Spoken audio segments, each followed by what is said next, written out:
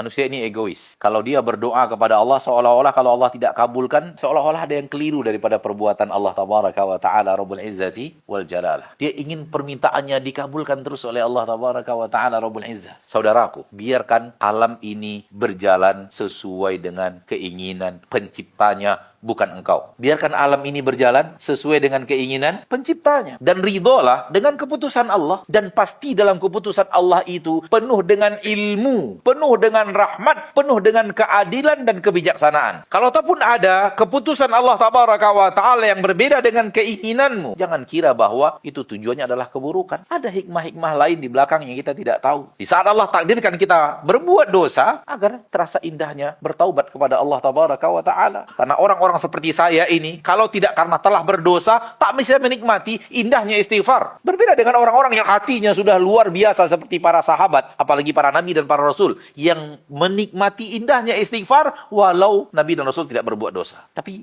iman seperti saya dan kita mungkin, wallahu alam, saya tidak tahu, tidak bisa menikmati indahnya istighfar kalau kita tidak melakukan dosa. Dan soal dosa kita terjatuh lagi, setelah kita bertaubat terjatuh lagi, setelah kita bertaubat terjatuh lagi, setelah kita bertaubat terjatuh lagi, memang itulah bukti bahwa Anda masih manusia. Kalau ingin setelah bertobat tak pernah lagi berbuat salah, sudah nggak manusia lagi, sudah masuk alam malaikat. Oleh karena itu Nabi SAW mengatakan, sekiranya kalian ini tak pernah lagi berbuat dosa. Hadis sahih dari Imam Muslim, sekiranya kalian ini tak pernah lagi berbuat dosa, Allah akan hancurkan kalian. Allah akan sirnakan kalian dari permukaan bumi ini. Allah akan datangkan kaum lain selain kalian yang mereka berbuat dosa, lalu mereka minta ampun kepada Allah, lalu Allah ampuni mereka. Maka fitrah manusia juga terjumus ke dalam kesalahan, kecuali orang-orang yang dijaga oleh Allah dari kesalahan karena Allah ingin mereka menjadi suri tauladan manusia. Maka kalau kita bukan itu, pasti bukan itu, maka nikmatilah fitrah sebagai seorang manusia. Saya inginnya lepas dari semua itu. Itu inginnya Anda. Sementara inginnya Allah, Anda bisa menikmati permintaan